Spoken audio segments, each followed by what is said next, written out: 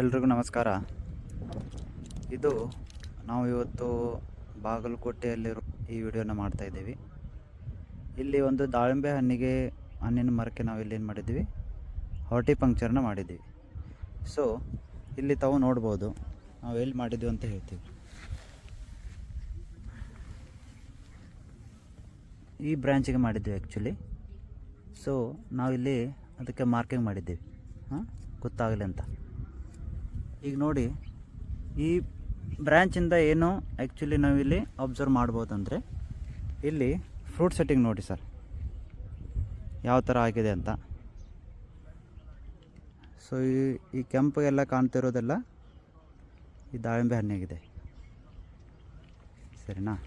ಇನ್ನು ಈ ಕೆಳಗಡೆ ನೀವು ಅಬ್ಸರ್ವ್ ಮಾಡಿ. ಸೊ ಈ ಬ್ರ್ಯಾಂಚ್ ಬಿಟ್ಟು ನಾವು ಈ ಬ್ರ್ಯಾಂಚದು ನಾವು ಅಬ್ಸರ್ವೇಷನ್ ಮಾಡಿದಾಗ ತಾವಿಲ್ಲಿ ಗಮನಿಸ್ಬೋದು. ಇಲ್ಲಿ ನೋಡಿ,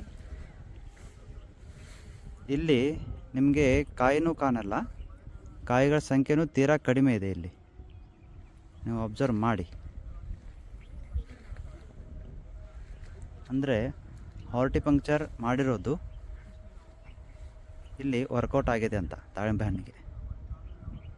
ಇಲ್ಲಿ ತಾವು ಗಮನಿಸ್ಬೋದು, ಇಲ್ಲೆಲ್ಲೂ ನಿಮಗೆ ಫ್ರೂಟಿಂಗು ಅಷ್ಟೊಂದು ಕಾಣಲ್ಲ.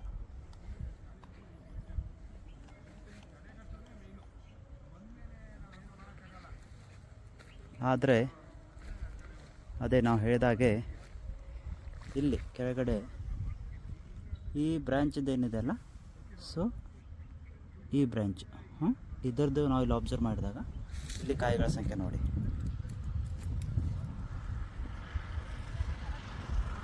ಸೊ ಇದು ಹಾರ್ಟಿಪಂಕ್ಚರ್ ತಂತ್ರಜ್ಞಾನ ಮಾಡಿರೋದು ರಿಸಲ್ಟು. ಸೊ ಇದನ್ನು ನಾವು ಜುಲೈ ತಿಂಗಳಲ್ಲಿ ಮಾಡಿದ್ವಿ. ಸೊ ಇವಾಗ ನಾವು ಫ್ರೂಟ್ಫುಲ್ಲಾಗಿ ನಮಗೆ ಇಲ್ಲಿ ರಿಸಲ್ಟು ಕಾಣ್ತಾ ಇದೆ. ಎಲ್ಲ ರೈತರು ಇದರದ್ದು ಒಂದು ಉಪಯೋಗವನ್ನು ಪಡೆದುಕೊಳ್ಳಿ. ನಮಸ್ಕಾರ. ಇದೇ ರೀತಿ ಮುಂದೆ ಬರುವ ವಿಡಿಯೋಗಳನ್ನು ನೋಡಲು ನಮ್ಮ ಈ ಯೂಟ್ಯೂಬ್ ಚಾನೆಲನ್ನು ಸಬ್ಸ್ಕ್ರೈಬ್ ಮಾಡಿ ಮತ್ತು ಬೆಲ್ ಐಕಾನ್ ಮೇಲೆ ಪ್ರೆಸ್ ಮಾಡಿ.